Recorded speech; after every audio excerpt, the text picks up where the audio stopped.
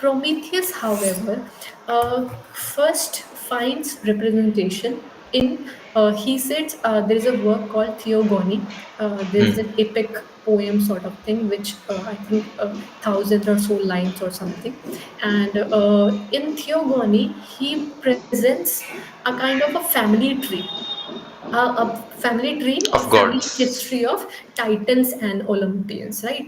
Titans, these are called Titans because they are of this giant figure, and they have super natural qualities, they have supernatural powers, and through those supernatural powers, what they do is they almost run this world. They almost run this earth, and whatever happens on earth happens with their will only, with their determination and will only. So in that book he gives us the family tree. There are two people, sky and earth, and they have 12 titan children, and then the second generation came, that Olympians came, and one of the Olympians is Zeus, right? Zeus. And Zeus, if we try to draw a parallel, we can draw a parallel to Bhagwan Indra. If Indra. we go to, yeah, Lord Indra, yeah. because yes, so he is the king of heaven. He is the leader of the small pact of these gods and deities, right? Demigods. Right. So he is the deity, and Zeus is the almighty figure there.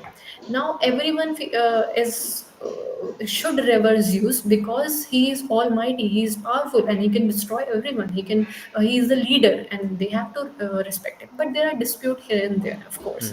And Zeus is a figure who is a little bit egoistic. If you very fascinatingly, if you try to notice that these stories, Purana stories, and all these programs on our TV, Doordarshan, we have been seeing. In all these stories, we have seen in as an egoistic person. Have you seen that? Yeah, Right, definitely. right. Egoistic person is very proud of Egoistic himself. with a lot of Yes. sexual motives and a Motives. lot of plottings. Yes, same identical as Zeus, right? And that to me it was very surprising and fascinating as well. Ki, okay, this is what Hindu civilization was, Indian civilization was, and way across it was Greek civilization, and how the parallels they're so common, right? So he the person is Zeus, he's the leader, and one day in Theogony, he narrates a story that is called a trick of Macon. Trick of Macon is there is this event where Prometheus invites everyone, the deities what are there, and he invites everyone to share the sacrificial. Humans have sacrificed animal. There is this tradition which was very prominent before all these centuries, modern civilization, that people used to sacrifice animals, and they used to as to worship the gods. They used to offer these offerings to the gods in puja and something, worshipping the gods, right? Animal sacrifice. Now this is meant for good, I'm sure. So these traditions of और ये बहुत surprising बहुत सा element है कि first time in recorded history we in western civilization हमको पहली बार हीसिड के थियोगोनी में ये रिचुअल का मेंशन मिलता है, दिस प्रॉपर रिचुअल का मेंशन. ऑफ कोर्स ये रिचुअल बहुत टाइम से चलता हुआ आ रहा था, ये कोई नया नहीं था, but first time as an etymologically उसको फर्स्ट एक्सप्लेन करके हीसिड ने इसमें लिखा, है ना. एंड जब प्रोमीथियस ने सबको बुलाया वहाँ पे टू शेयर दैट बाउंटीफुल जो भी आया है, he played a trick. Trick उसने ये प्ले करी कि जो बफेलो या जो भी ऑक्स का वो जो ऑफरिंग हुई थी, वो जी. ह्यूमंस ने उनको चढ़ाया था, उन्होंने प्रोमीथियस ने जो अंदर का जो फ्लैश और जो एक्चुअली में जो खाने वाला जो डिलीशियस जो हो सकता है अंदर का, वो एक पाइल में रखा और उसको एनिमल स्किन से कवर कर दिया, जो कि बहुत ही आउटर कवर होता है, बहुत ही डिस्गस्टिंग लगता है देखने में कि ये क्या कचरा रखा हुआ है, ठीक है. और दूसरी जगह पे उसने एक बोन्स ऑफ पाइल, उसमें से बोन निकाली और एक बोन का स्ट्रक्चर बनाया, ऐसा लगता है जैसे एनिमल वहाँ पे रखा हुआ है, और उसको जो शाइनी कवर होता है एनिमल का, जो फर्स्ट स्किन या सेकंड स्किन होता है, उससे कवर कर दिया. और फिर जूस को बोला, okay you are our almighty God, you are our leader, आप जो फर्स्ट चूज करोगे वो आपका, और फिर बाकी जो बच जाएगा वो बेचारे लोगों का, ठीक है. And Zeus, of course, he always goes for the most luxurious thing, so he goes for the pile of bones only. and he was angry when he sees that. He is angry. What is this joke? Are you kidding me? And he was angry and he wanted to take revenge itself, of course. And he thought the revenge should be taken against humanity, because offerings किसकी थी? Humanity की humanity थी, की थी। Humanity की थी। तो उसने जो उनके पास जो फायर की जो नॉलेज थी वो उससे छीन ली, ह्यूमन से उसने छीन ली।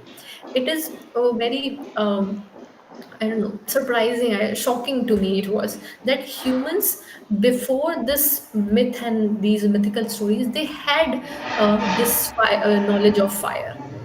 In Greek, these writings they clearly mention that humans have this fire, the knowledge of fire, even before these deities and gods. So, okay.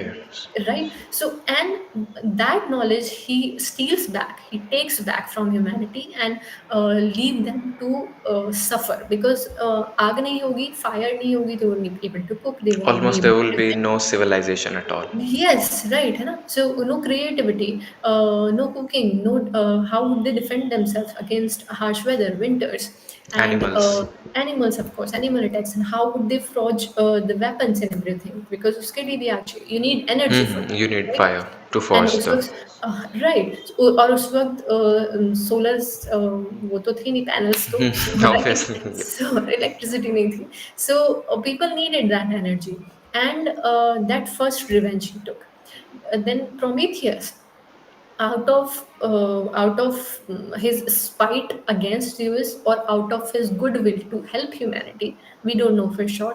At least by going, if we go by that book record of he said, he steals back that fire, the knowledge of fire, and he gives it back to humanity, right? And again, Zeus is angry twice. Now he has to go after that man who is doing all that, and in result he gives him the punishment that he will be bound to a mountain or rock, and the eagle story, the eagle will be picking the liver, they will liver parts, and every day they will be doing that in a cycle, and there's no stopping of that, because no one can go against us, right? Now this is a simple story. The important thing to pick from this story is that Prometheus is, in this story, at least he sits record, he is presented as a trickster who tricked against Zeus, who is the almighty god, almighty figure, and in that result, he got this punishment, right? There's another punishment he got. There are two punishment, which there can be a whole feministic debate about this. If we go into that, he said explain that in the second punishment, what Zeus did is he creates a women figure, a first women human figure, so to say, that her name is Pandora.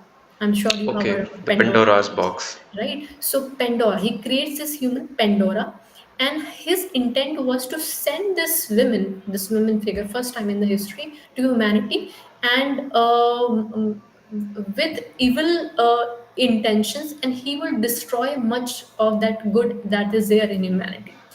Pandora, on the order of Zeus, Pandora was given many qualities. She can weave, she was beautiful, she has long, lustrous hair, and she was good to look at. And she has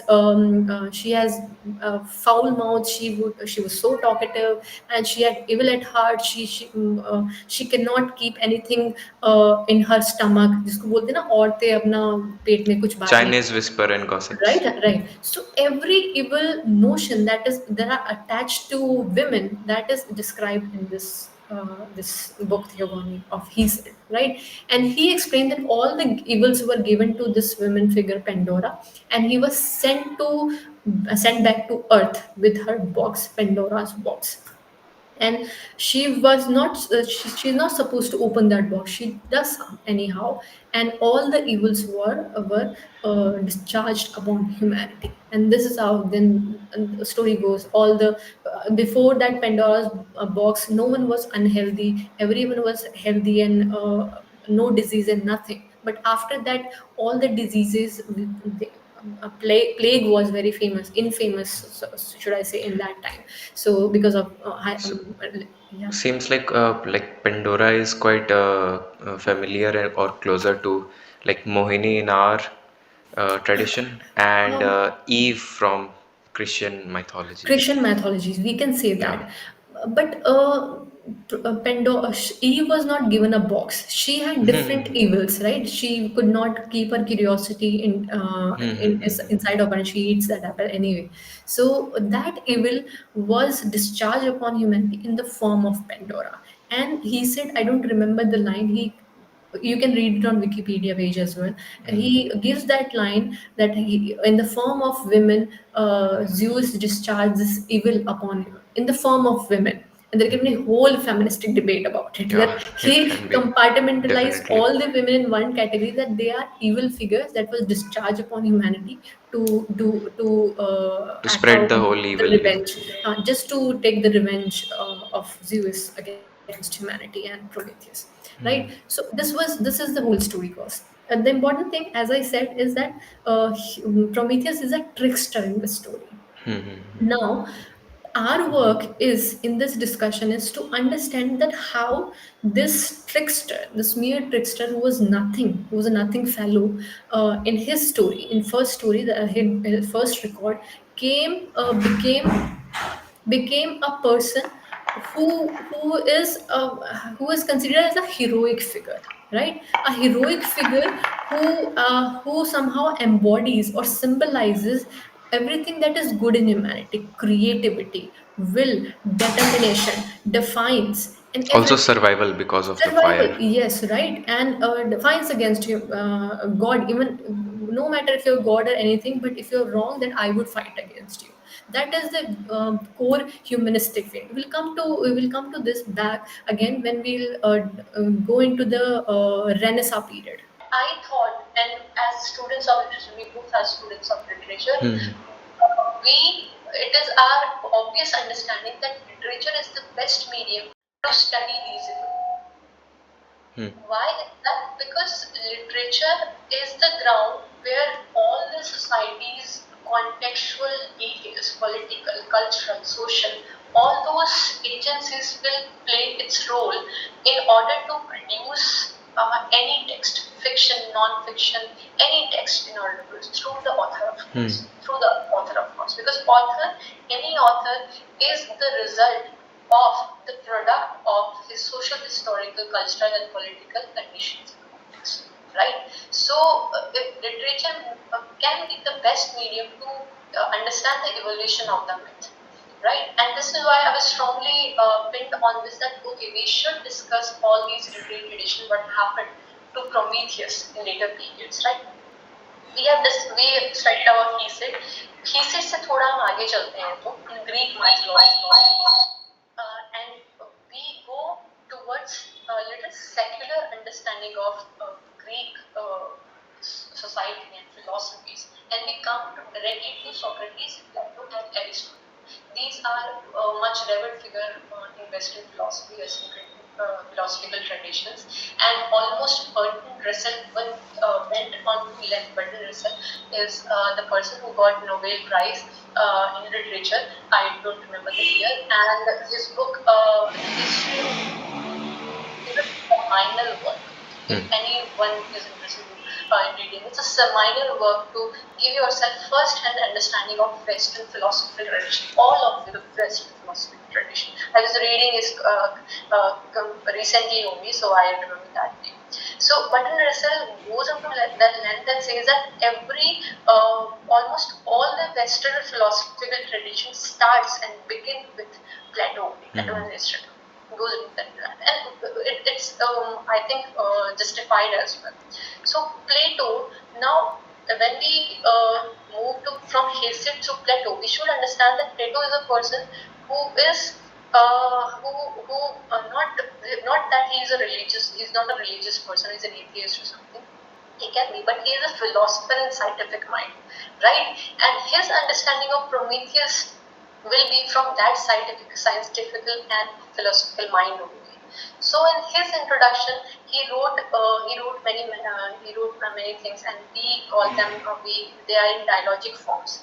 They are collected in the survived piece at least. They are collected in dialogic pieces, and one of the dialogic pieces, Protagoras, I guess that's the number, in which he introduces this Prometheus figure again, and along with him, he introduces one more figure, that is Epimetheus, the brother of Prometheus. And Prometheus and Epimetheus are discussed parallelly in a sense that Prometheus, the Greek word Prometheus, loosely translates into a forethought, a forethinker, and Epimetheus loosely translates into afterthinker or afterthought. Okay. What as Plato is trying to imply here is, he's trying to imply that Prometheus is a figure who was a forethinker, and he could think of the greater benefit of humanity in the later ages of humanity, and that act of defiance against Jews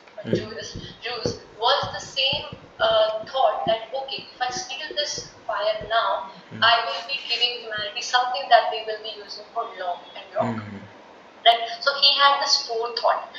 Forethought means to think about some action before you begin it. Right? And he, in Aristotle terms, he gave this technique. Technique means sort of a technology or this creative power to humanity. And Plato was a person who always preferred this creative technique over physical prowess of humanity. Right? And that is why he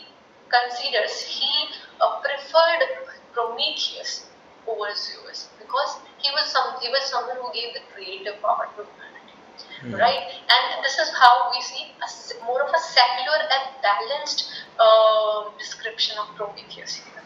And we are moving from Hesiod's trickster image to a more of a secular image of Prometheus, who did something good for humanity, right?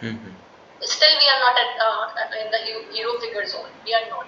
That will be happening around romantic period. Like the right? figures will And keep evolving with time.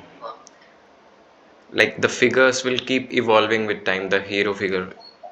Yes, the Yeah. hero figure will come, and that hero figure will turn into anti-hero as well. We will see. Okay. So this happened, and from Plato we see many introduction and descriptions of Prometheus time and again, who will Boccaccio and this and that. That we can skip easily because they are all in tradition. Then we move to Renaissance period, because after Middle Ages and Greek civilization, Roman Constantinople, with fall of Constantinople. Roman falls as well, and we see the ushering of Christianity, and Christianity began Britain as Anglo-Saxon demography, and then later the rise of English language as well. We see that, and we see the Renaissance period along with all these developments, right?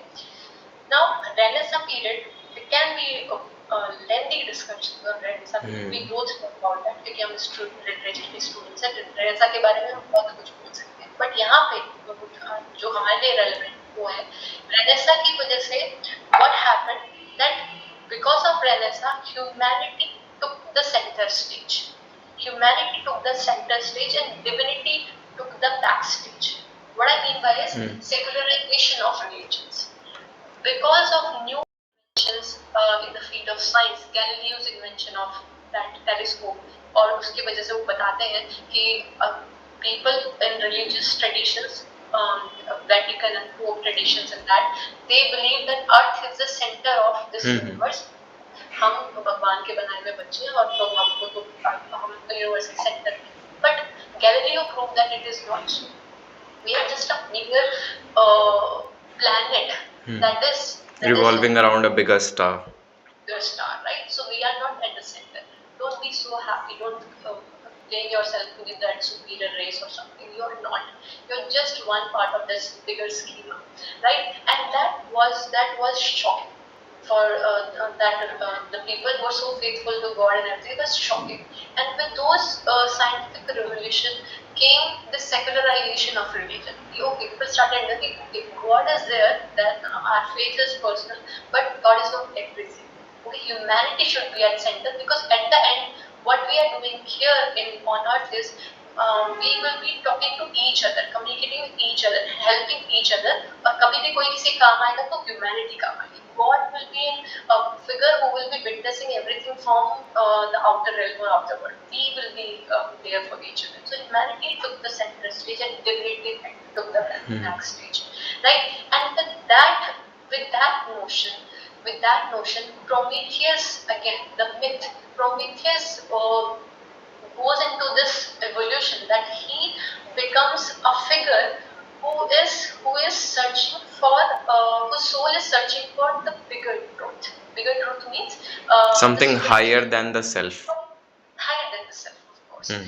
And that understanding came, I'm sure René Descartes हमने सबने सुना है, Hmm. and he was his secular teachings and secular teaching of tolerance and I am therefore I am took humanity or center stage itself. So he was the person, and along with many persons, but René Descartes का हमको नाम easily याद रहता है because he is most profound associated with Renaissance. So उनका नाम को याद रहता है, and he along with other philosophers of the time said that okay, humanity self-awareness is your prime job. Okay, you need to understand yourself. You need to see why you are here, who you are, what you are, and rather than seeking about okay, what is God, हम दूसरे level पे जाएंगे or that, first understand yourself. Why? Right? And that is why humanity took the center stage is self-awareness. And with that self-awareness, Prometheus becomes a hero figure, not hero figure. Prometheus becomes a figure who symbolizes or who metaphorize the human quest for personal truth, the spiritual and higher truth, right? The torment of soul who's trying to reach to another realm, or trying to get the ultimate truth of his existence, right? He becomes that figure. And I also happen to have one quotation, I guess. Yes, very interestingly, I didn't think I would be looking at this because when we were reading Shakespeare, we could not go by line into everything. But Othello, in the play Othello of Shakespeare, when Desdemona dies and she dies at the hand of Othello only, because we know from stories of the and when she dies and later जब Othello से पूछेगा कि okay what happened and he of course he is in guilt and जब उसको सच पता चलता है कि ये क्या हो गया मुझसे and that but he cannot do anything about it and he says a line of course a dialogue written by Shakespeare only he says that Othello says that in the dialogue he said he cannot restore the Promethean heat. The Promethean heat means he considered the vitality of life as a Promethean heat because he was a person he was a figure who gifted fire to humanity, and that fire, the knowledge of fire, is equalized here with vitality, force of vitality in human life, and he cannot bring that Promethean heat into Desdemona anymore because he has killed her, right? So this was Shakespeare quoting, bringing or using upon Prometheus. Context of Prometheus. So, Because he, I have a question like, does that mean that during the Shakespearean era, like that is it was like this shows then the mentality of or the norms of the writers of those times, like thinking about life to be something, also because the setting of the play is in a pagan world. yes, Yeah, that's why maybe trying to grasp the mindset of those people, like thinking about life to be something that came literally that came from and through Prometheus only. Because had he not stolen the fire, humanity wouldn't have survived. Yeah. the civilization will not have survived. Yes, Hmm. that's very much happening, and this can be interpreted like that, as you said it Hmm. beautifully. That they had this basic understanding. All these writers, all these writers, they had this basic understanding. Okay, they are the writers of Christian world. First of all, they have their issues with or urgings against the pagan gods very much happened because obviously the tolerance which we see now, tolerance or intolerance, we cannot go into that debate right now. But at that time, try to see that situation from 15th or 16th century's point of view. Of course, there was not that much religious understanding of other religions, so they would have certain aversions against pagan gods, right? They would be looked down upon. For them, Christianity is the superior, Superior, obviously. supermost just religion for them, right? So, still, this is really, should I say, to me, the way you said it, it's brilliant how Christian writers, they were trying to learn from these Greek and Roman classical literature pieces and trying to bring that classical tradition into their writings. That was Renaissance. That was one aspect of Renaissance. Because see, what is Renaissance? Where you see the flourishing of different kind of arts forms. Like a revival, a kind of revival that was coming. And how this revival will happen? You will take inspiration from something, and that inspiration from for these writers were the classical literature, the classical period literature, people, the writers, authors who were written at that time, and in the style they have written, and of course Petrarch as well, Italian traditions, French tradition as well. So all these classical traditions they were trying to bring in their context, right? And this is one of the example of that effort.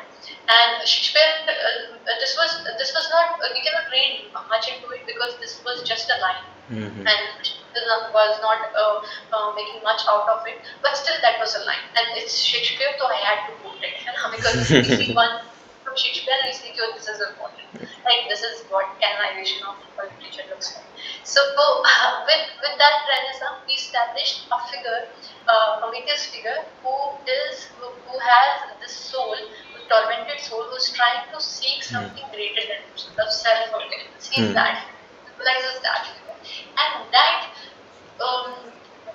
is very important to understand how through this Prometheus figure, how through this understanding of Prometheus figure of Renaissance, you can understand almost the essence of Renaissance, of human who were there in the period of Renaissance. You can understand that, right? And this is why I said going through literary way, literature path, it will be much more rewarding for us to understand this particular myth, because it will make us understand more about the general society and contemporary relevance. Right? Because most of the people who saw the movie, first of all, we came to know about, like, only very few people might be knowing about J. Robert Oppenheimer, like the creator of atomic bomb. And after that as well, since the title of the book was American Prometheus, so the only thing which we have heard about, or the general public has heard about Prometheus, is he was a titan who stole fire from Zeus, and he was punished for that. So it's like we are anchoring from that point directly to this point, and we are missing the whole context of it. So these kind of conversation would help them to build a whole link about why Prometheus is so relevant even today. Yeah. Right. We will later in that discussion come to that mythical studies as well. I have few suggestions to make as well. Sure. Mythical studies can never go out of fashion, I tell you. Any point of time, or historical point of time, they will be as relevant as they are today, right? So moving on the discussion, and rightfully you like you said that it's the link we are Trying we are to trying retrace. right. So we were trying to trace back what happened, how that Prometheus stole fire, as you said, and we have come to this 21st century scientific figure who has nothing to do with religious traditions or mythologies, somehow calling himself American Prometheus. Why? There must be some reason. Okay? And we have come to Renaissance point, and